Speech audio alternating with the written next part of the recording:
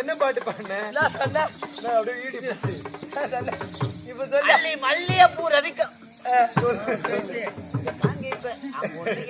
சொல்ற மல்லிகைப்பூ ரவிக்காரி அவுத்து போட்டு கட்டல் ஊதி